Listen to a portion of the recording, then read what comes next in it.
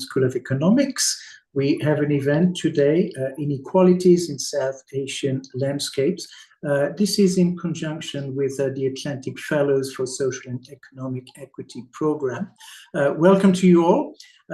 This event is really sort of focused on entrepreneurship, but a multifaceted view of entrepreneurship with case studies from Sri Lanka and Bangladesh.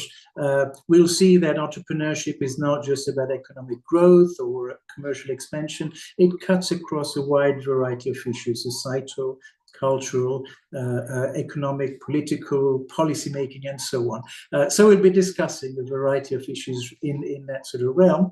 I'll let David Lewis, who's going to sort of say more in his introduction shortly about what we can expect today. I'd like to welcome everyone. We've had a very large number of individuals that have shown interest in today's program. I know you're across time zones, so welcome wherever you are and whatever time it is for you. I'd like to just let you know, if you haven't attended one of our webinars before, that we are on Zoom, but you are now on YouTube. You're very welcome to ask questions using the chat function. If you do, then I will keep you anonymous and you can direct a question to all the panelists, or if you like, you can just sort of focus on one specific person. If you'd like to tweet, then we are at Asia LSE. You know, these events actually, I think, have a life of their own once they're over. So you're welcome to let other colleagues know, whoever's interested in looking at the YouTube sort of video recording. But it is my pleasure now to welcome the speakers, and we really have a great range of outstanding speakers with expertise across a number of areas, not just entrepreneurship, but different elements of South Asia. So we have, first of all, David Lewis, whom I'd like to introduce, and he's Professor of Anthropology and Development here at the LSE. Dr. Luke Heslop and Anushka Wijesinha, they will be speaking on Sri Lanka. Luke is a lecturer in Anthropology and Global Challenges at Brunel University in London. Anushka is co-founder and director of the Centre for Smart Future in Colombo. We have Dr. Rebecca Bowers and Tasmiah Rahman, and they'll be looking at a variety of issues relating to Bangladesh as part of their project. Rebecca is visiting fellow in anthropology at the LSE, and Tasmiah is associate director of the Skills Development Program at BRAC in Dhaka. We also have Anjali Sarker, who is program manager at Oxford Character Project at the University of Oxford, and she's going to bring in the practitioner element. I am co-chairing this event with my colleague here at the LSE, Deborah James. She is Professor of Anthropology, and she has authored a great book, Money from Nothing, Indebtedness and Aspiration in South Africa. She's also just completed an ESRC-funded project titled An Ethnography of Advice Between Market, Society and Declining Welfare State. So it's a great pleasure to have you here, and I'll hand over now to David, who'll say a few more introductory words. Over to you, David. Thank you very much, Alnoor, and thank you everybody for coming along today to this meeting. And my particular thanks to Alnoor and Nilanjan at the South Asia Centre at LSE for very kindly organising this event for us. So I'm going to take a few minutes to just talk a little bit about the background to this research project. So its origins really go back a few years, where Luke and I were speaking about the new kind of anthropology of advice, a new interest amongst anthropologists in advice. And a lot of this was driven by work that Deborah James was doing on her ESRC project. And Luke and I put together a research proposal for ESRC, which was inspired by this new work on the anthropology of advice, but with a focus on South Asia. And unfortunately, we narrowly missed getting this research project through. So we then later revisited it when we heard about the AFSEE Atlantic Equity Challenge call, where Becky came into the picture, and we repurposed some of these ideas with a focus on Bangladesh and Sri Lanka, to not only look at some of the theoretical ethnographic challenges around studying advice, but also bringing in some of the normative dimensions that were part of this Atlantic Equity Challenge call. And that's when we linked up with Anjali as one of the LSE-AFSEE fellows with an interest in these kinds of issues. And we then started thinking about partners for the research, and you'll be hearing from Tasmiah and Anushka later on. But Luke was in touch with Anushka in Sri Lanka, and Tasmiah is a former LSE student of mine who did a master's a few years ago, now working for BRAC. And so the program sort of came together, the research program came together in a really nice way. And so let me say a little bit about the rationale and the aims of the project. When we're talking about advice, we're talking about a range of different issues, a range of different activities, a range of different things. We are talking about, on the one hand, the formally provided advice, which is embedded within entrepreneurship and business training and within business support services. We're also talking, advice can also refer to paid for advice as part of consultancy arrangements. It can also refer to more voluntaristic types of mentorship arrangements or shadowing schemes. And it can also refer to informal forms of advice given by family, friends, neighbors. And our aim was to explore people's experiences of business advice provision in the context of small-scale entrepreneurship promotion, focusing on community-level enterprises. And the key idea behind our work was to study advice as practice, studying it ethnographically. From a theoretical perspective, we were interested in this concept of the advicescape as a way of framing the changing landscapes of entrepreneurship support in these two countries. And the advicescape idea, we felt, moved forward in terms of understanding the interconnectedness and flow of the resources, people, and ideas that make up advice provision and the relational dynamics of advice. And in doing this, we were, of course, drawing on the ideas of Ajahn Appadurai as well. And we were interested in advice at the level of investment and finance, also development agency work, and also the changing expectations around the role and the significance of the entrepreneur, which was on the one hand seen by governments as a way of contributing to growth, but also as a response to economic crisis and addressing issues of unemployment. So those were the kind of theoretical big picture dimensions of the project. There were also, as I've mentioned, some normative issues in there as well. And here we felt that advice was a kind of understudied aspect of a quite complex bundle of services around entrepreneurship support. So including things like financing and credit, forms of training. But we felt that while those things get quite a lot of attention, the idea of advice as an ingredient of entrepreneurship support wasn't getting very much attention and focus. And we wanted to dig into that and try and understand that. We also wanted to try to unpack the issues of inequality around advice. So we were interested in who gets access to it,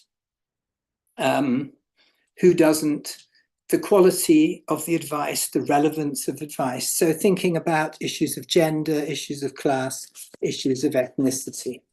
So what did we find out?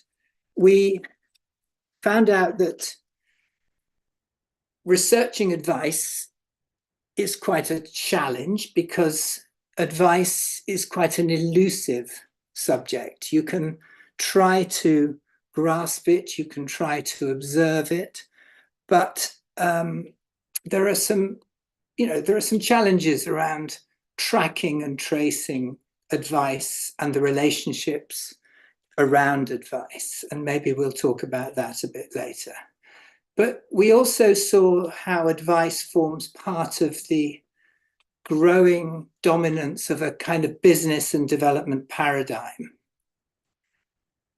And that there's a rising level of complexity around, whoops, that's my 7 minutes. There's a rising level of complexity around who provides advice. Many different actors from the government, from the private sector, from the non-governmental sector, and also a steady process of the marketization of the advicescape. We also found at the local level a disconnect between what is provided in terms of advice and the actual needs of low-income small business owners, many of whom find the formal advice that is theoretically on offer difficult to access and of uncertain quality and relevance. And so we found that many of the people that we spoke to tended to depend on informal forms of advice as much as formal ones, and in some cases more so, even though that's no guarantee of its reliability. So we ended up, I think, with a number of different kinds of outputs. We've written some academic papers, some forthcoming papers. We've constructed a website which contains some interesting stories about advice, including some video clips and some blogs. And we've also held a series of workshops in which advice providers and advice takers have helped us to design some principles of what makes good advice. So that's a brief sketch of what we've been doing in Bangladesh and Sri Lanka.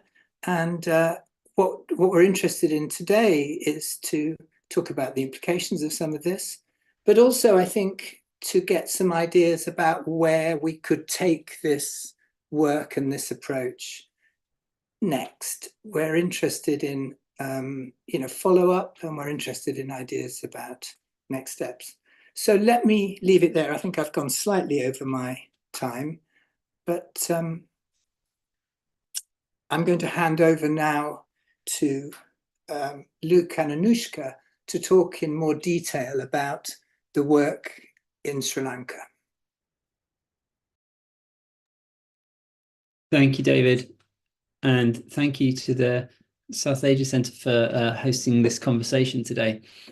So building on what David has said already, when this project was in its inception phase, we were really excited about trying to understand the role that advice played at the intersection of two major shifts in development. The first being this general emphasis on business support for development and growth, and the second being the cultivation of entrepreneurship for social transformation. And at a glance, we could observe that there was clearly an extensive industry of business advice giving in South Asia, involving, as David had mentioned, public and non-governmental sectors, and increasingly drawing in private sector actors. And in Sri Lanka, business advice was programmed through largely through government ministries, and beneath these ministries were a plethora of organizations, departments, authorities, councils and boards, each kind of with a vested and in cases competing interest in offering business advice to would-be entrepreneurs. And this formal architecture could to a greater or lesser degree be mapped out. But what was needed, we felt, was a way to further understand how existing inequalities are compounded by the way advice is, as David had mentioned, imagined and framed and delivered and received. And importantly, how this unfolds in particular contexts. So to address this, we focused on what advice networks look like and what advice actually does for small businesses and aspiring entrepreneurs in a specific community setting, which was a low-income neighborhood of Colombo. Moreover, to explore the limitations of advice as experienced by people who run businesses there. Now, these businesses encapsulate certain commercial aspirations, but as a means of basic provisioning, they also operate as survivalist modalities. And so to disentangle this required a nuanced understanding of urban informality as it intersects with business development as a livelihood strategy. And so we examined what networks of advice look like for micro entrepreneurs or would-be entrepreneurs working from home or community-based businesses, asking what can advice do for entrepreneurs in the absence of credit, or for entrepreneurs who simply don't meet the threshold for a formal credit market. And what do these entrepreneurs do in the absence of an advice network, or if they are not connected to or aware of any that are available? We conducted ethnographic research and surveys of over 30 small businesses in working class communities of Colombo North. And these suburbs are really awash with enterprise. Many of the businesses were established as a means of coping with income loss from COVID lockdowns in 2020 and 2021. And we would go house to house, business to business, asking people to map personal advice networks or talk through who they might go to for advice under certain circumstances. And we also conducted very fruitful workshop in Colombo in June last year. So it should be said here also that the ethnographic work took place at a time of acute economic crisis in Sri Lanka, which continues to devastate households across the country. And I think Anushka can perhaps speak to this in much more detail. But what we found, well, as a key finding of our research was simply that we should see advice as a relationship, not a one-off or one-way transaction, but a relationship of ongoing care and support. And while we feel the points of our 10 principles of good advice that David had mentioned, they're all kind of worth engaging with individually, this idea of the advice relationship was perhaps the overarching message. On inequalities of access to advice, we identified several structural barriers. Often those who might seek government support and advice before starting their businesses would be the least able to make the journey to a government office. Work, childcare, elder care, domestic obligations, cost of transport, all of these presented really prohibitive obstacles. Formalizing businesses also required somebody from the community who might advocate for an entrepreneur or connect them with a government employee. And this kind of network was not always available to people from low-income neighborhoods. But we also saw in cases that attitude towards advice varied and impacted on how it might be accessed. So some business starters discussed a sense of shame and embarrassment that their businesses were too small scale to be taken notice of, or that they may reveal a certain ignorance if they went for advice. And then there was also an attitude of being a self-made person. And this was something that prohibited advice relationships being developed. So in brief, there is, we found, kind of patchy system of advice provision in place that's not working always particularly well.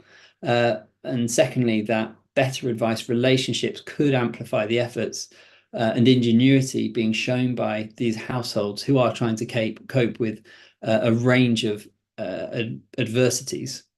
So moving beyond this kind of critique of what's currently there, we offered some practical insights into how advice for entrepreneurs might be made better through the principles and the other tools, which I think Anjali might be able to speak to a little more in her presentation, and Anush may be able to build on this as well in what he's got to say. So I think I've hit my 5 minutes, and I'll hand over to Anush.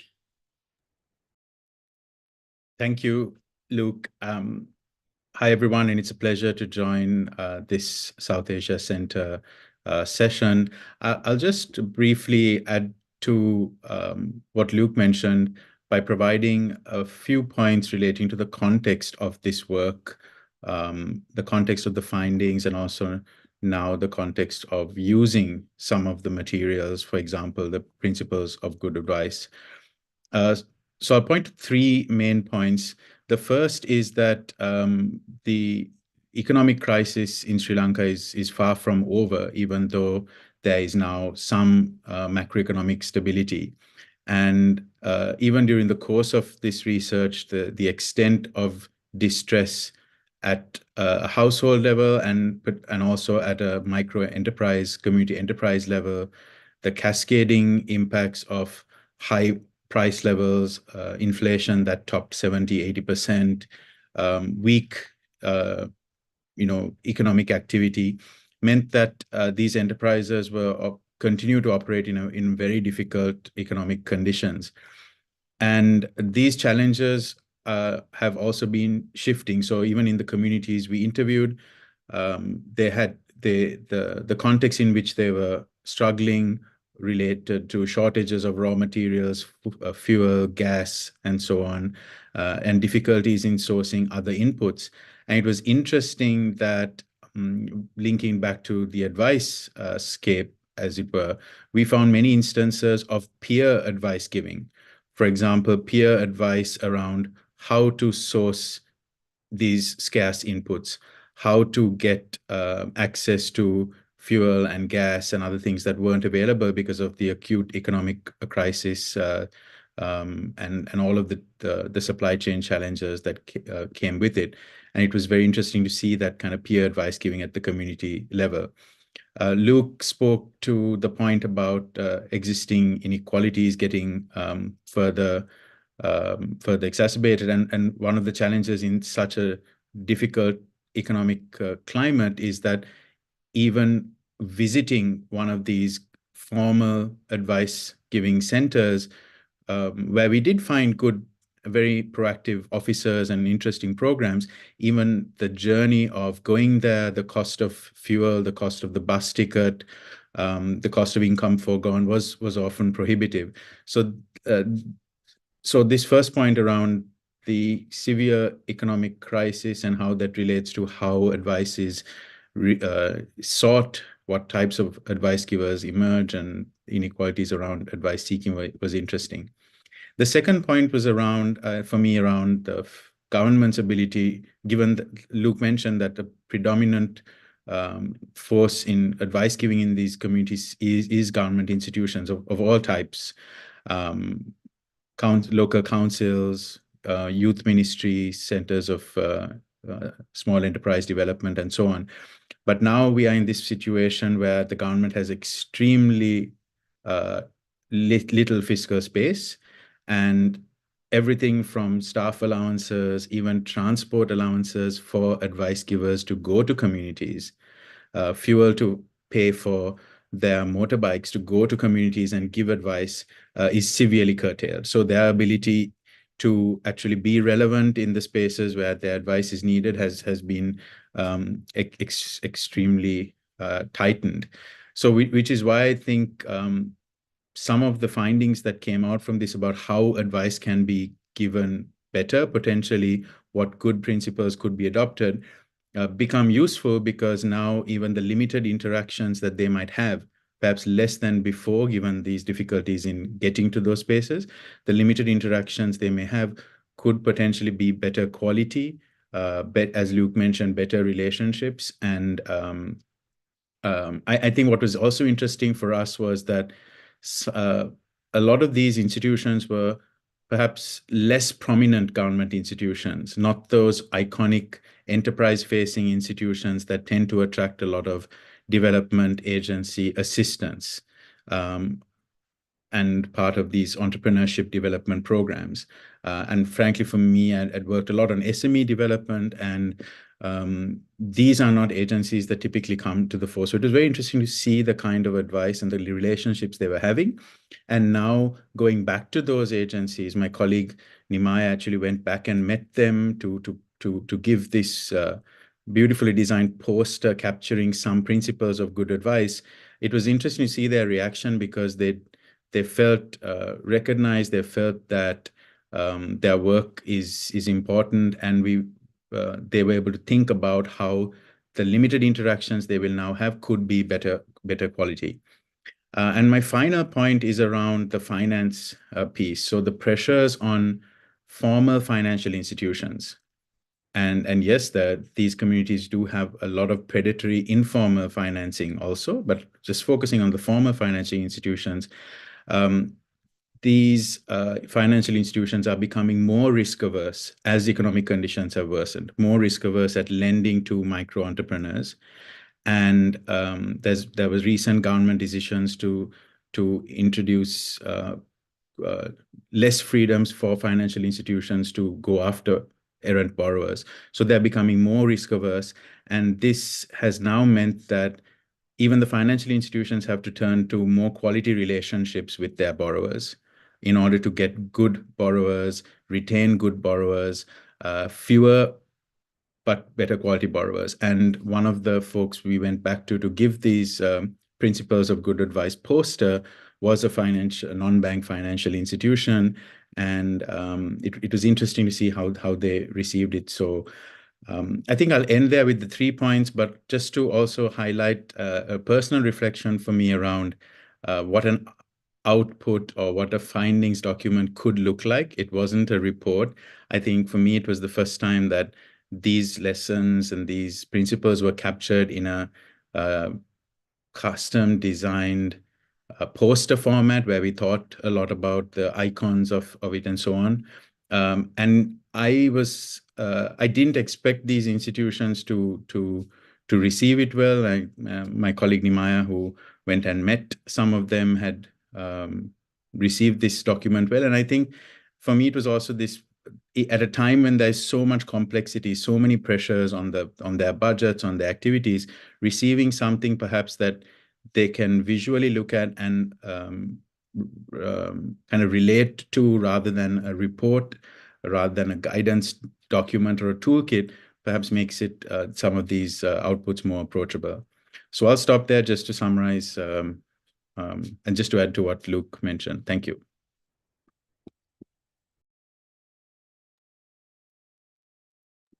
And perhaps do I pass on to Becky to talk about Bangladesh? Sure. Thank you so much, Anushka. Thank you, Luke. And thanks again to the South Asia Centre for hosting this event. So I'm going to briefly discuss the Bangladesh part of the project with Tasmiah. And I'm going to begin with actually just a few examples of the kinds of advicescapes that we looked at. So if you bear with me for a sec, I just have a few slides to kind of bring the ethnography to life a little bit.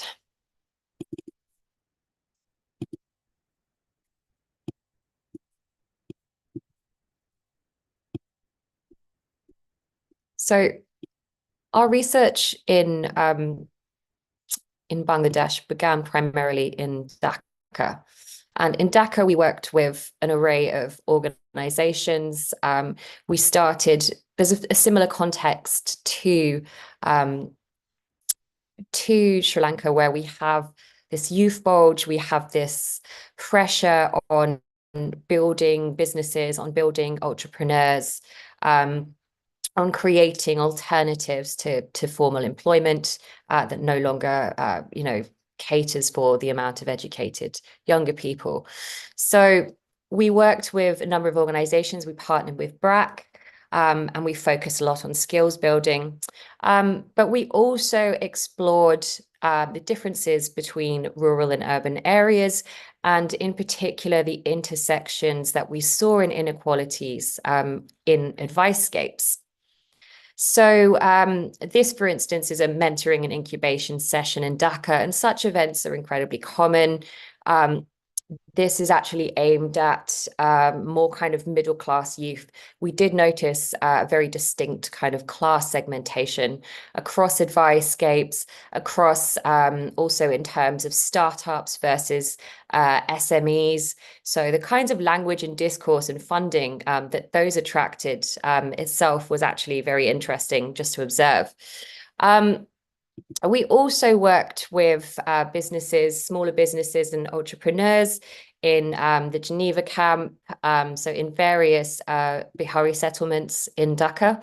And this environment is actually, I would say, quite similar to what Luke and Anushka and Maya were looking at in terms of more kind of limited advicescapes, people with less access to kind of more formal or government bodies, and more concentrated clusters of the same businesses. So people here were also quite unsure when they were talking about business advice in the ways in which we were perhaps conceptualizing it, and had very limited access outside, beyond their neighborhood, their very immediate neighborhood. We also traveled to Cox's Bazar, and we met a number of BRAC mentors and also members of their Promise program, which looks at providing entrepreneurship training and mentoring skills and establishing a business. We also explored the Ultra-Poor graduation program. So these are just to give you an idea of the kinds of field sites that we covered. But one thing, we noticed was that women remain underrepresented, both urban and rurally. So across these different environments, across the startup sector, SMEs, across these advicescapes, there is this ongoing repetition, if you will. Obviously, rural areas in more conservative regions, such as Cox's Bazar, also present these further challenges concerning female participation. And advicescapes vary dramatically by gender, by income, by location, and minority status. But again, we have these recurring patterns, particularly concerning gender constructs of women's business acumen. And I've included some key quotes from advice providers to give you an idea of this. So we have this ongoing theme of a lack of kind of confidence, a lack of capacity, a lack of permission. So all of these factors that are built into the kinds of advice that is provided to women and the kinds of attitudes that follow advice provision to women. So I should also point out that this comes from a mixture of male, female, startup and SME environments. So these are actually across the sector of entrepreneurship, if you will, across the spaces of entrepreneurship and advice. So it's interesting to think about how this comes to affect women's presence in these spaces, and also how this idea of a kind of presumed absence of women too becomes incredibly important. So, for instance, there is a final quote here that just says they don't even want to do business. But I've also included some quotes from advice seekers, and this is to kind of obviously question these attitudes. And it's important to also mention that this gendering of women's business capacities is by no means something that is, just local to Bangladesh, to South Asia. This is a global problem. This is something that we've heard about. There's been articles in the Harvard Business Review, for instance, that discuss the weaponization of confidence, of this concept of confidence among women as a way of explaining why women progress less in the business world. But, in a more local context, this is what we encountered. So we also have a number of women who feel very supported by their immediate family. So rather than feeling, constrained by them, their advicescapes are actually familial, they are the neighborhood, they are the local community.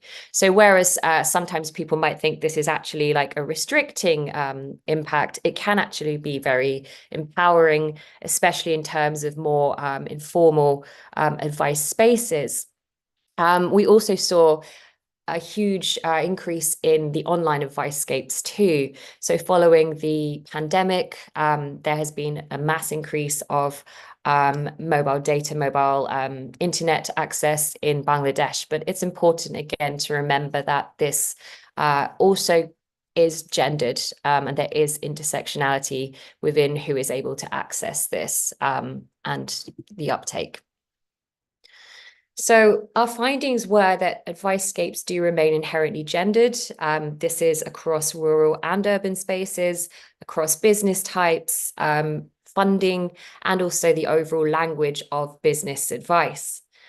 And advicescapes can remain just as restricted in urban areas due to these intersecting inequalities, as I mentioned in the case of the Bihari settlements, for instance.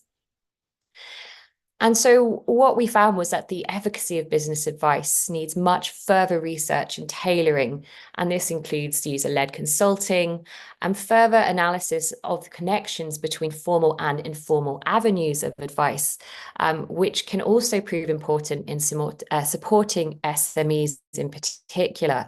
So it's looking at these connections as well, you know, at the grassroots and in the community setting, which we've all been discussing at, you know, looking at that nuance. So now I'm going to hand over to Tasmiah to further discuss some of these findings, as well as our workshop. Thank you.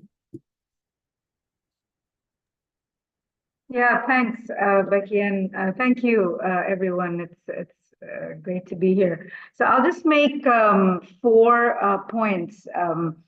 So, you know, following up of what Becky is saying, I mean, we do see a huge gendered space here when we talk about advice. And while these advices are generic, there is a need for more specific advice. So when we look at what type of businesses men and women are doing, and when, you know, of course, traditionally women here are thought to do more work that is not really bothering their care work or household work. So in the micro and cottage industry, where we do work with young entrepreneurs from the skills development space, we see that young girls are often opting for tailoring jobs or tailoring businesses, or, you know, beauty salons, or work that is sort of safe for them. They don't have to go out so much, and so on and so forth. But here, you know, as Becky quoted, it's very interesting because we often hear from people who are giving advice and also following up on that, if they're accessing loans, then there's this bias that works toward women as well, where they're sort of seen as not very serious about what they're doing. So here, I think one of our greatest learning has been that, you know, it's never one size fits all. Urban to rural, of course, varies. Men and women varies. Young entrepreneurs and people who are a bit older and they want to do business. For example, we do get a lot of migrant workers who come back and they want to do business. So the advice that they need is very different. So of course, it's never one size fits all, but from the advicescape, I think everybody struggles to make this balance of how much of the advice has to be generic and how much of this is specific. The second point is there's a fear of paperwork we often see. I mean, while we are continuously saying that, you know, you need institutional support to any business person, I think there's a fear of, you know, going to these government offices or any sort of institutions to get this advice, because often it is seen as, oh, if I'm, you know, registering my business, then I have to pay certain taxes, I have to give money here and there. So I think there is a lack of fear. There's a there's a lack of trust also in terms of institutionalizing businesses. So that we see as well. Often we try very hard to convince these small businesses to start their paperwork, because without access to finance, businesses don't grow. So even within that advice space, we struggle to sort of build that confidence. So time is really, really important. Like we see different timelines of advices, like 2-day, 3-day training, but often I'm not really sure how effective they are. Second point is definitely, the third point and fourth point are sort of similar, so I'll mix them up. There's a mismatch. We often see that there's a mismatch between what the advice is and the training is and what is really required. So we struggle between the theory and what is in practice. So of course, as Luke and Anusha mentioned, this is true in Bangladesh too, that the informal peer groups advice works very well, but it's so informal. And often here also we see women struggling a lot more, because often girls and young women don't really have those informal networks as much as boys do. So I'll stop there and hand it over. Thank you. Thank you, Tasmiah. I think it is really wonderful how you mentioned all the differences. For me, as an Atlantic Fellow, it was, of course, an honor to join the project and contribute more from a practitioner's perspective, or sitting in between academia and practitioner world. It has been a joy to see both sides, and I think particularly it's really important to acknowledge all the stories that we have heard. We have heard from women entrepreneurs, we have heard from people who are quite successful in running their businesses, but also lifting others up. So it's not just one type of story or one particular stereotype that we have focused. It was quite eye-opening, at least for myself, to see the differences and the diversity and the incredible range of challenges that people face. So I think at least the big takeaway for me from this project was good advice cannot and should not be an afterthought. Often we focus as practitioners, so much on the specific details of the training, the loans, the different offers, that intangible things like advice becomes sidelined.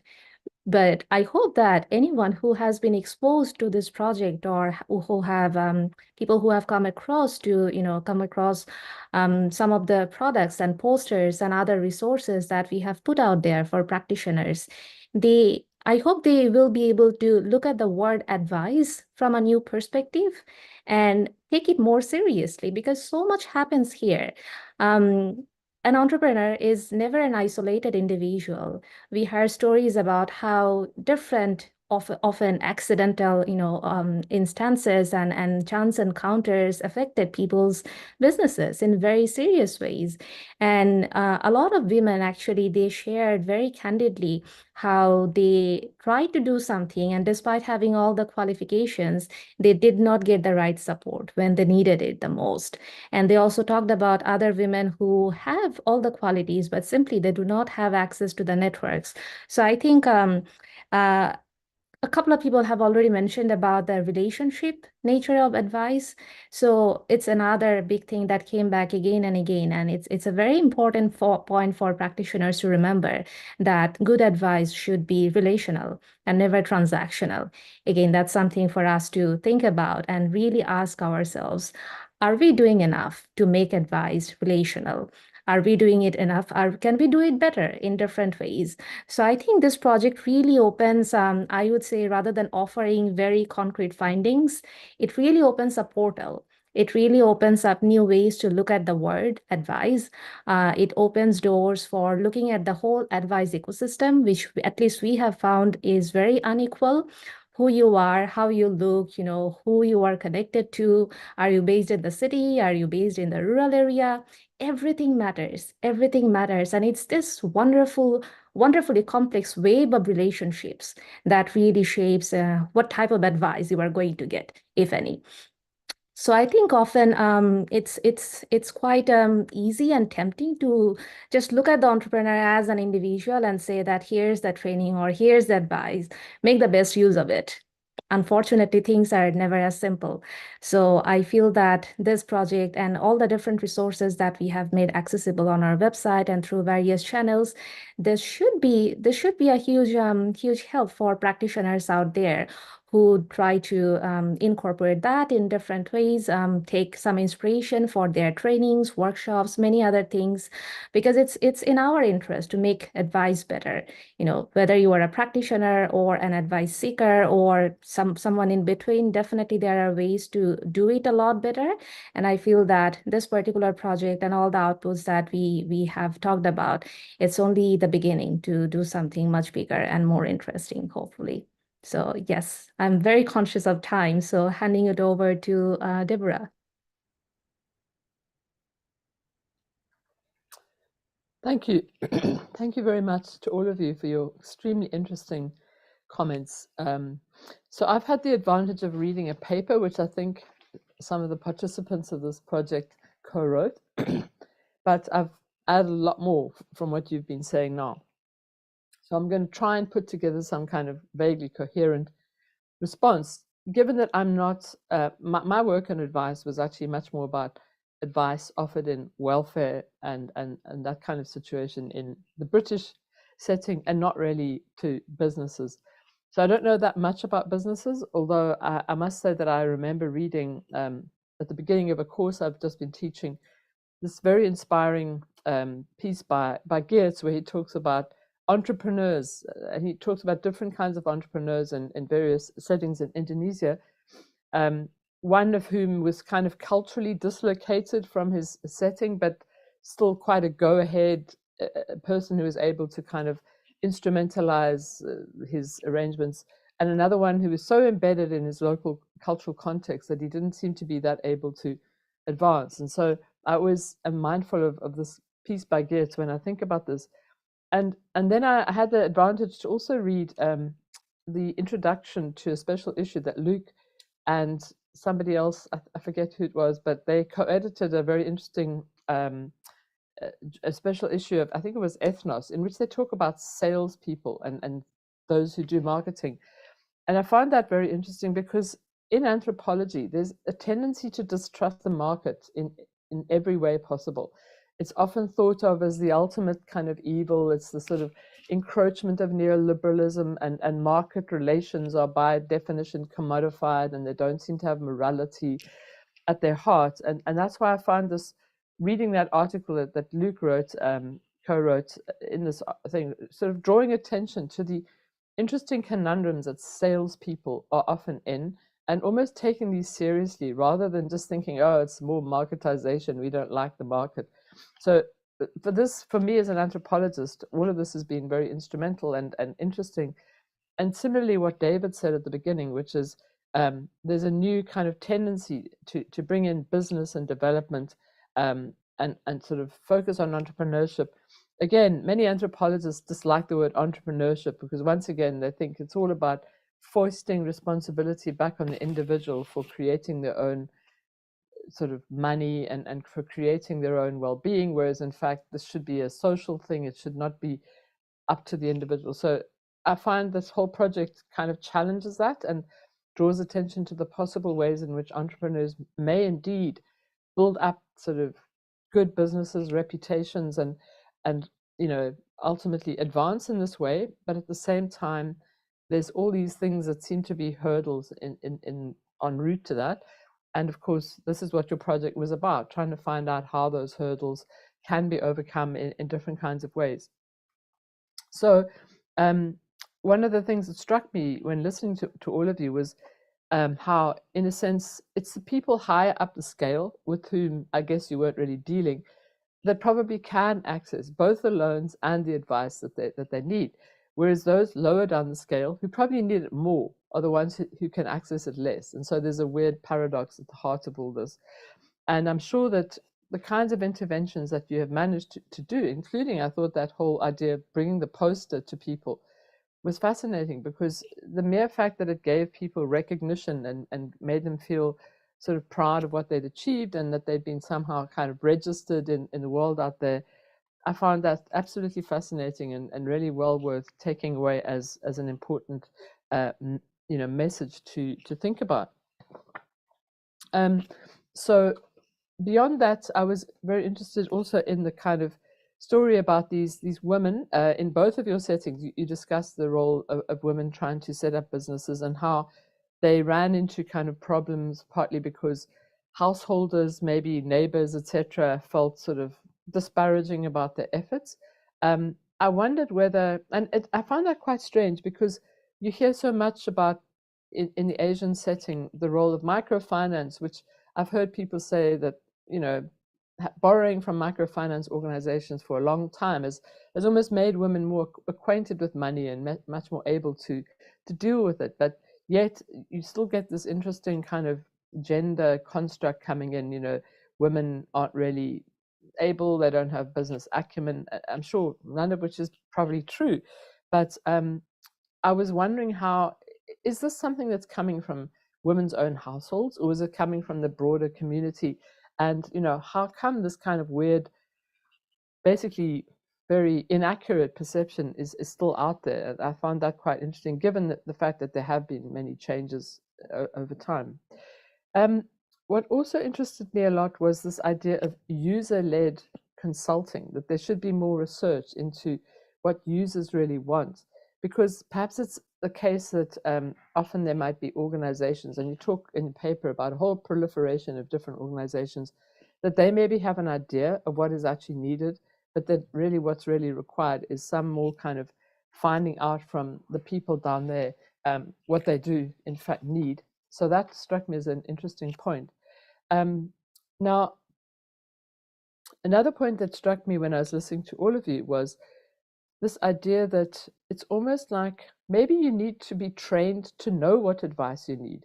Maybe the mere fact of having a lack isn't even an objective fact. It's almost like you need to find out by talking through these kinds of things, and maybe even having these posters that make you recognize that it's almost like the advice needer needs to be almost informed or to become trained in their own right in order to find out what they might require. But of course, that's a very subtle point. It's one of those things that, how would you do that? I suppose these workshops, these posters, all of them are things that maybe give people confidence in thinking about their world in a manner where they might have thought previously, well, I'm just a small guy, maybe I don't really deserve any advice, but then suddenly they find themselves thinking, actually, yes, I'm part of the business community, and maybe I do need, advice. Of course, it's not only advice they need, it's the loans, and I think quite a few of you drew attention to that. So it's all very well to get the advice, but what about the money? And somewhere in the paper, right towards the end, I think this guy says, well, I know everything, I know how to run a business, but I can't implement my knowledge without any financial support. So this again makes you wonder how much, real advice people need, but how much it is basically just money. Okay, and again, a lot of what you think about when you think about businessmen is guys who go down the golf club and spend ages sort of getting cultural capital by chatting to their networks, and maybe they don't even know that much about a business, but they're kind of able to network and get some guy to do a good deal. So I wondered whether you find out there that there's a kind of lack of that cultural capital, and I think I got a bit of an impression there from parts of the paper as well. Just one final point. I mean, maybe the place where I come from is very different, but immediately one talks about this kind of thing in South Africa, you start thinking of the taxi trade. Now, the informal taxi trade came into being, and there were various people from, let's call it the liberal-minded business community, who lauded this and said, fantastic, this is the informal sector, let's worship it, let's put money into kind of developing it. Whoops, that was going to happen anyway. But the sort of borderline area of criminality crept in, because very soon the taxi community had organized themselves into vigilante groups, and you literally could not take a taxi from A to B without stopping off at somewhere in between because you trespassed at someone's territory. So is there any element of the sort of borderline legality in this kind of very low level business terrain, which, as I say, as a South African, you always tend to immediately you sort of almost jump to conclusions, but I just wondered whether that maybe also comes into the frame. I think I've spoken for long enough, so over to you guys.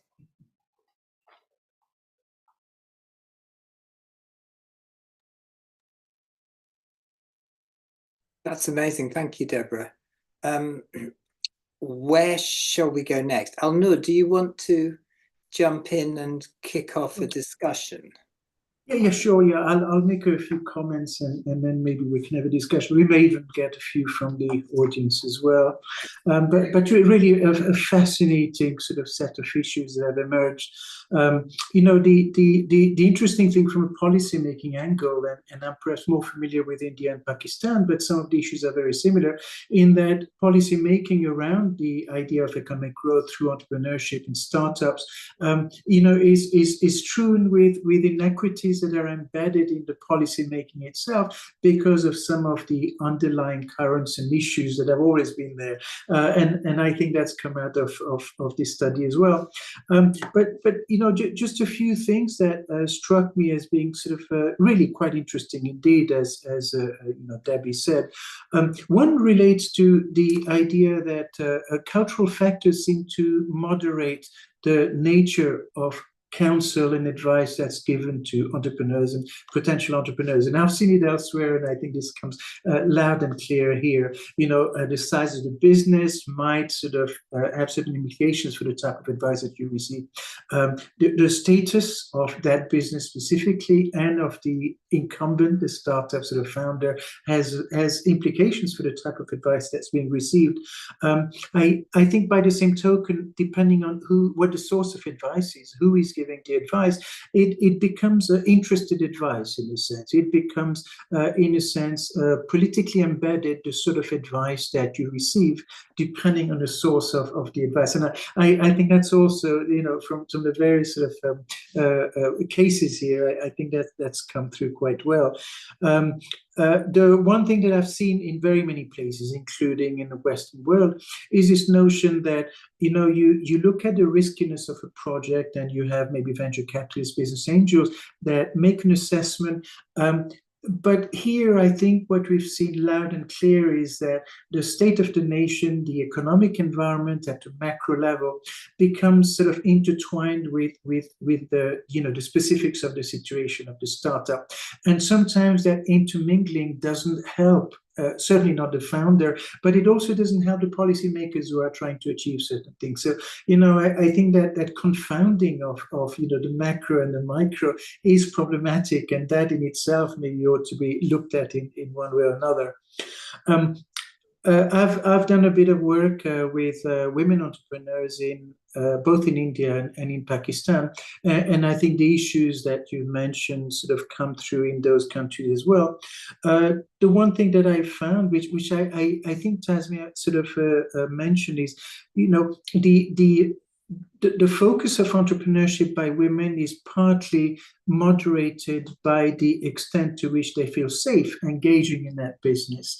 And so, you know, that is, in a sense, it's very problematic, and it's an odd thing to kind of have, because women entrepreneurs, wherever I've seen them, tend to be able to look at situations in a very different light. And quite often, you know, entrepreneurship is really about giving visibility to spaces that others haven't seen and that present market or commercial or other opportunities. Women tend to be much better at sensing some of those things, but it turns out that because of other factors and other characteristics, they tend to be sidelined. And you know, that I've seen sort of quite a lot. What I've also found, which would be interesting to see, certainly in the case of Bangladesh, in Pakistan, there was a strong element, I think, of you know, I mean, some journalists had termed it you know, Pakistan, the inshallah nation of the world.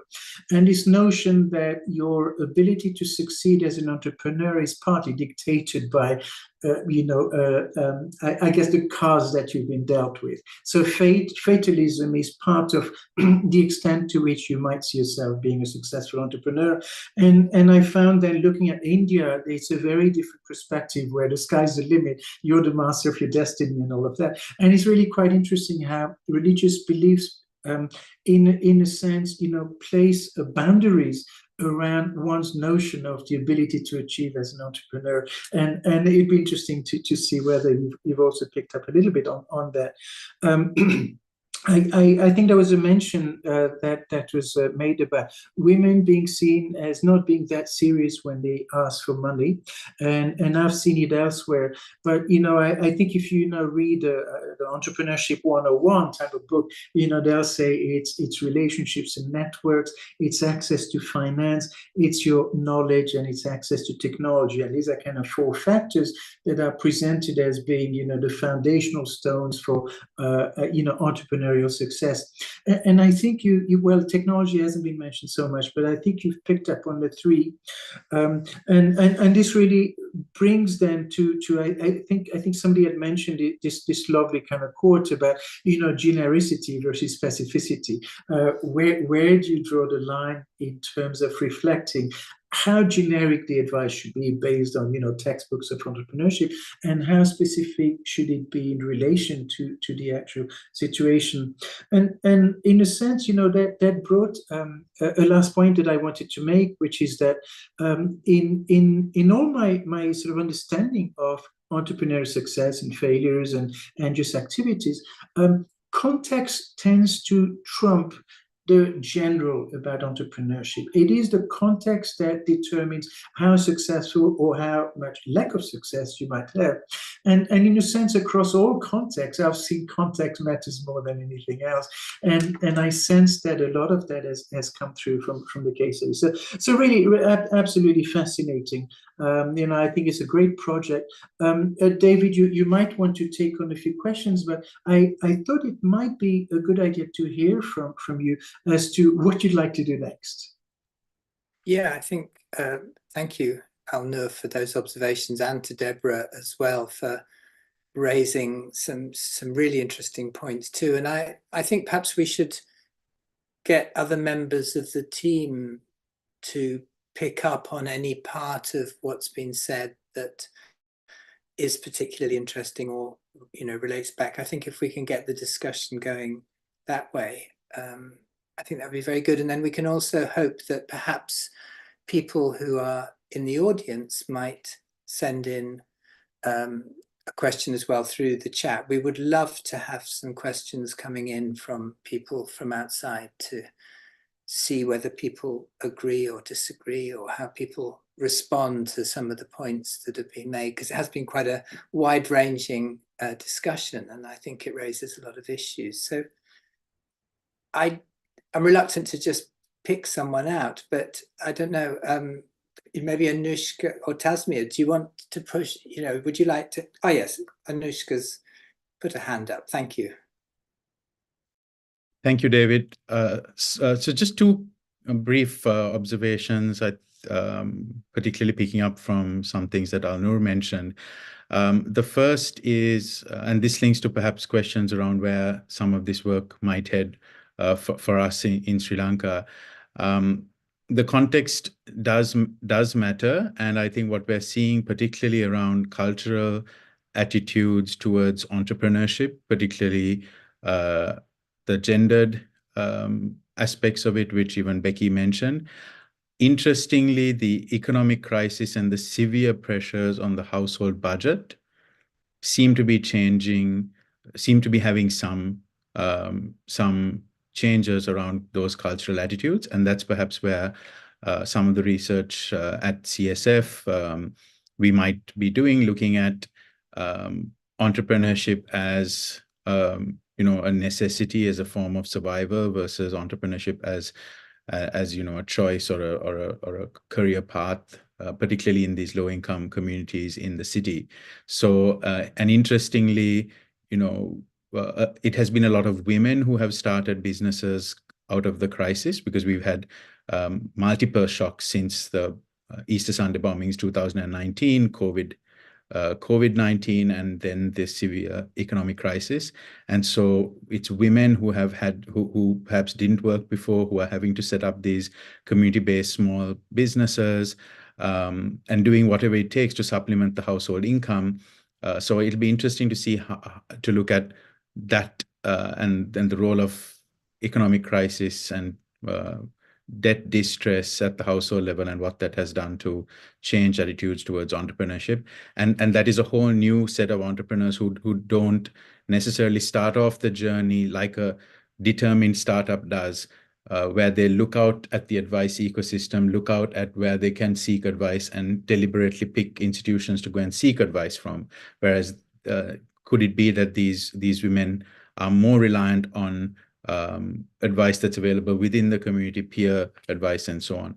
The second quick observation, Alnoor, because you mentioned digital, is that we found that quite a few of these government institutions during COVID rolled out a lot of advice material as online content. And they did mention that there was a lot of uptake at the time, even among micro entrepreneurs at a community level. So that was interesting. However, fast forward to today, when we have high electricity prices, we have a lot of challenges around data affordability, device affordability, with the depreciation of the rupee, cost of goods going up. That's probably also an interesting one that would look at how the inequities around digital inclusion, usage, access intersect with advice, where advice is being increasingly given, because as I mentioned, the government institutions increasingly don't have the money to go into these communities to deliver advice, and they're increasingly relying on digital. So more digital giving or advice giving and less access by the advice receivers. It'll be kind of interesting to look at that. So both my remarks were just both observations and also to say where some of our research might head. David, back to you. Thanks, Anushka. Then Tasmiah, I don't know if you want to pick that, I mean, any point, but the one I was particularly interested in was Deborah's point about the pressures on women to not participate or to not be entrepreneurial. Interesting, because I thought, no, I don't want to say too much, but I think some of Deborah's surprise might be that some of the microfinance stories that are told, sometimes by anthropologists, but also by others, are kind of misleading in the extent to which microfinance dominates people's lives.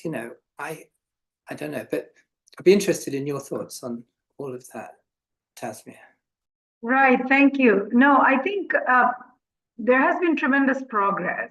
I mean, if we look at the 50 years of journey, and I work for BRAC, so we are constantly hearing how, women are at the center of development when it comes to ultra-poor graduation program, which has been running for 20 years, replicating in 20 countries. And, the center is women. They are entrepreneurial. They are, graduating from extreme poverty and now doing business.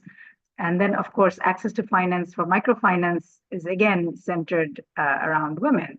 But there has been a shift, obviously, where women do have businesses and they do get access to finance. But when we talk about micro and cottage businesses, especially we work with young women. So somebody who's like 19 or 20 and dropped out and wants to start a business, for that person.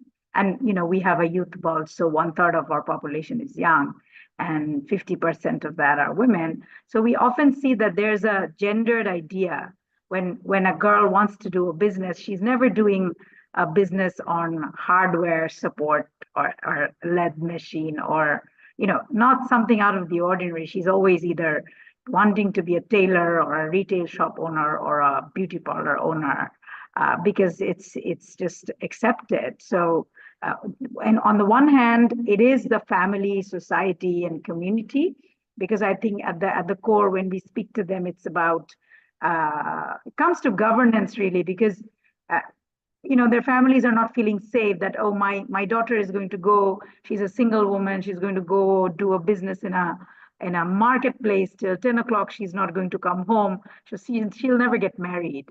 So everything, comes down to whether she will get married, whether she will get an eligible husband, because that's still, that's her life goal, right? Doing business is just on the side. So I don't think that has changed much in a certain community and a society. And it's not very different between urban and rural, which is, shocking to some people. But, in urban settings, again, if you look at low-income communities or even middle-income communities, it's still a challenge where a girl can stay out till late, and everything comes down to security. But at the same time, we do see some biases from access to finance as well, when the loan collateral is again a male member, because it has to be the land, the owner of the house will give her a note that yes, she's credible, but that's always a man or a household member. So it's either father or husband. So I mean, those complexities still remain for women to start a business, and the time that they have to spend on running around getting paperwork is just absolutely crazy. So this advice, the idea of advice also has different parts to it. So one is, okay, I tell this person, but often a certain community of girls especially don't even want to go and figure out where the building is, because she's scared. She's like, oh, I'm going to be harassed. So those elements are quite rampant still for a certain community, a certain group of young women and girls. I would say it's also challenging for young boys. So entrepreneurs who are young, we still see, we have miles to go before we can provide equal access, because I think by design, access to finance is, even the microfinance now is for people who can pay back the loan. And here we find it challenging to convince microfinance, and even our own microfinance, to fund our own trainees. And often they don't get funded by microfinance, funded by BRAC. So those are quite rampant. And I find it quite interesting on the taxi example that you gave. I think it's interesting. I mean, if you look at the establishment of these businesses, I think people are still okay, paying fees to the local goons rather than going to government and paying those formal fees, because it's in the community, it's a slum. If I'm paying off the local mastans, we call them, or local politically affiliated gangsters, men usually. So I mean, it's easier because it's legitimate in that community. So it's it's interesting. These relationships are very interesting to see. Thanks. I'll stop there. Luke, I think you were going to come in. I think that the last point there, Tasmiah, really brings home Alnoor's point on entrepreneurship in context with the local. But I think, thank you both for the rich set of comments on all of the papers. And Deborah, a special thanks for reading some of those old things that are gathering dust somewhere. A quick one really, but what I find quite striking that's kind of come out of the research and in some of the conversation is the disconnect between the attitude and the value of advice at one level of the kind of business community, where it's really seen at the sort of upper echelons as being something essential if you want to get anywhere. This sort of stuff Deborah was talking about, advice on the golf course, etc., the cultural capital and these things that come up. And the way, and that's not always connected to capital, as in like credit, but the way in which it's seen lower down, the value is just often not there or not fully kind of understood. And that could be to do with the sorts of advantage that can be leveraged at these different scales, of course. But I think one of the things that studying advice has really done in this project has opened a window on the kind of mutuality or the sort of the mutual struggles that people are connected to through various, institutions and networks as well, that go beyond business. But business is this interesting space where one is supposed to, kind of understand the market and be in some way networked into something to have customers and clients and so on.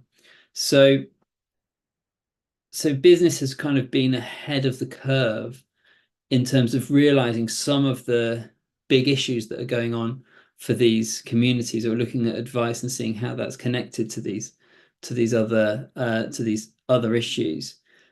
And in talking about it with people and doing things like these, doing these maps and workshops and things like that, is just this sort of small step of encouraging this sense of togetherness, this sense of community, this sense of just like not being alone and having somewhere that you can go and network that you might, otherwise not have considered tapping into. And this is particularly pertinent in the context that Anushka was pointing out about kind of how damaging the last 5 years have been for low-income neighbourhoods and many households across the island. Huge impact.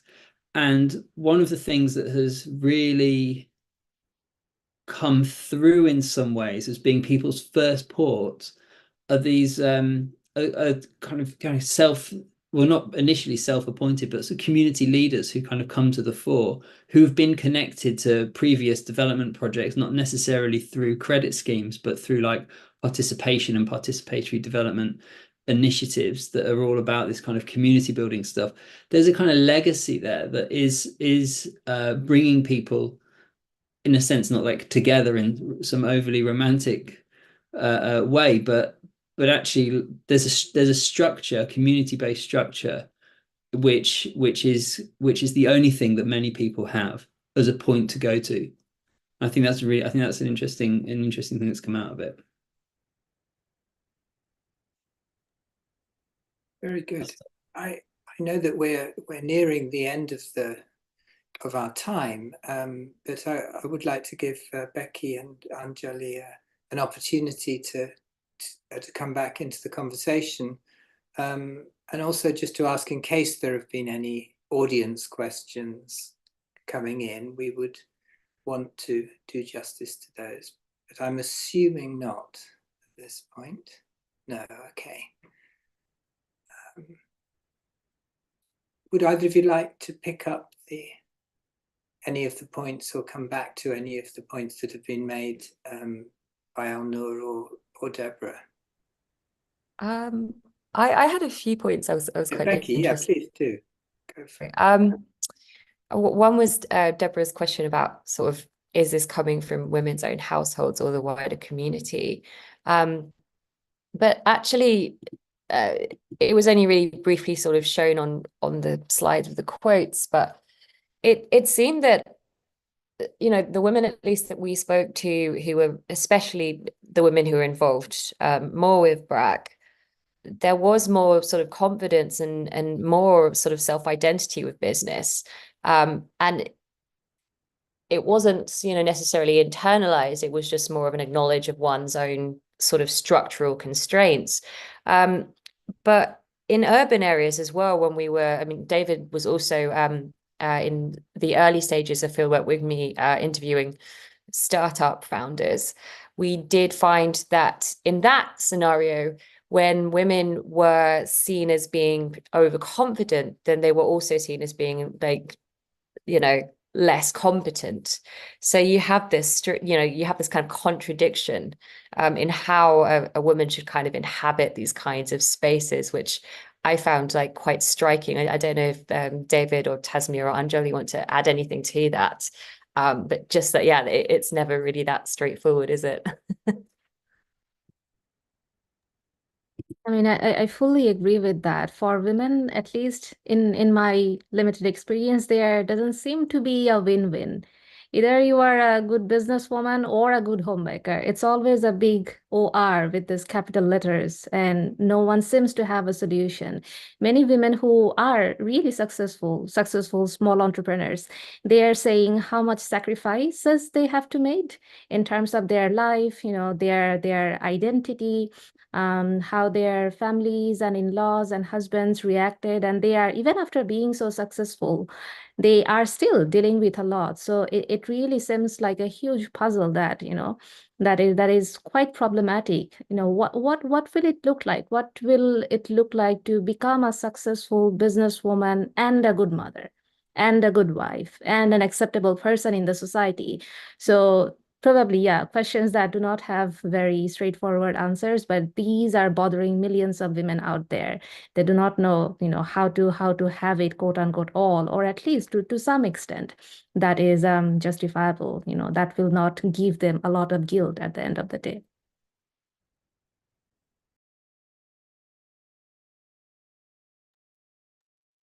Just wanted to add one thing. It's interesting in Bangladesh for women who, let's say, young boys or girls, not just girls. I think the startup scenario, if you will, is a bit better. I mean, when you look at urban elite population, if you will, I mean, girls coming out of English medium schools, studying in universities, getting all the opportunity, are opting for, businesses, selling cakes, or being in the retail business, or having a social media business. And I think there we do see both boys and girls getting the support. I mean, one example that came out from our workshop very strongly was Startup Bangladesh. That is pretty big, with organizations like iFarmer and in edtech. I mean, fintech, edtech is pretty big, and they are young entrepreneurs doing great work and having no problem accessing information, advice, or business finance. So I think, the urban rural is a challenge, as Becky said, but it's also really striking with various socioeconomic, statuses that people come from. The advice is very different. The interest is very different, and access is quite different. So, and Bangladesh, it's extremely vivid. So yeah, I'll stop there.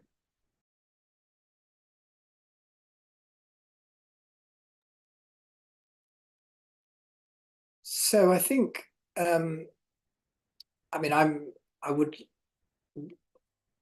we can move towards the end of our discussion, but I want to make sure if anybody would like to come back in and pick up on some of these points. I don't know, Anushka, whether you want to add anything or build on anything.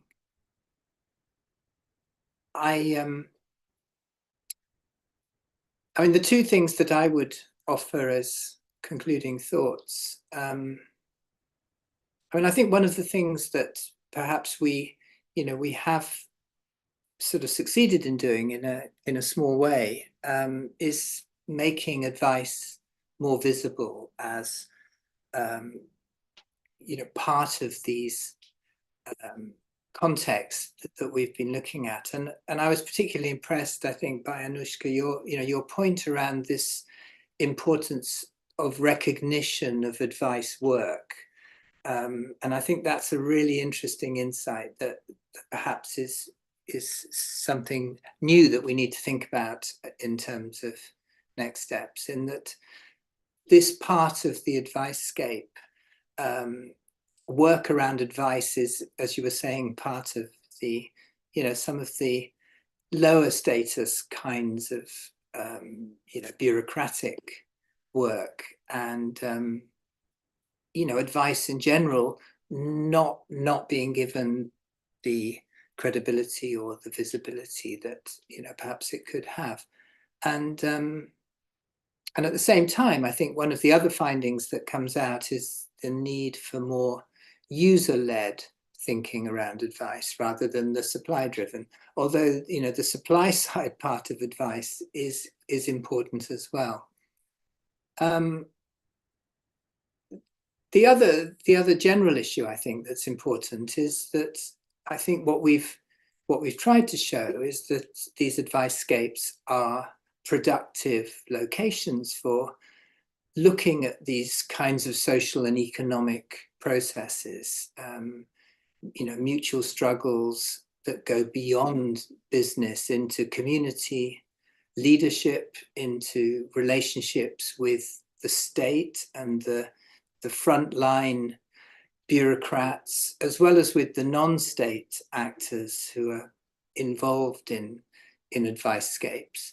And I think there's obviously much more work to be done to see how advice works at different levels in different contexts. We started off thinking about advice at different levels of the Advicescape. We ended up, I think, very sensibly looking at it from the point of view of small, low-income enterprises and community businesses. But I think there's also much more to the Advicescape than we've been able to engage with, and it would be really interesting to trace these relationships and networks and levels into mapping more of the Advicescape. So those were the thoughts that I had. I'd like to thank everybody. Well, Alnoor, you're probably going to wrap things up, but I would just like to say how useful it's been to have this session today, and I think we've all gained some new insights and some new ideas into what has been a really interesting and productive project. And we are very open to thoughts for next steps. So we should all, you know, reflect on today's discussion, and please do feel free to be in touch and talk about these issues. I'm going to hand over to Alnoor to just bring things to a formal close, but thank you everybody for a really good discussion today. And I hope the people out there in the audience have also gained something from listening to all of this. And again, you can use our website to contact us, or to contact us in any way, but I should maybe put the website into the chat if anybody would like to see it, and look forward to hearing from people about that. If I can find it out. Great, thank you, David. Thank you all of you. In fact, sort of Becky, Tasmiah, Luke, Anushka, Deborah, Anjali, of course, the team at the South Asia Center, and really a good number of people have kind of come together to mount this.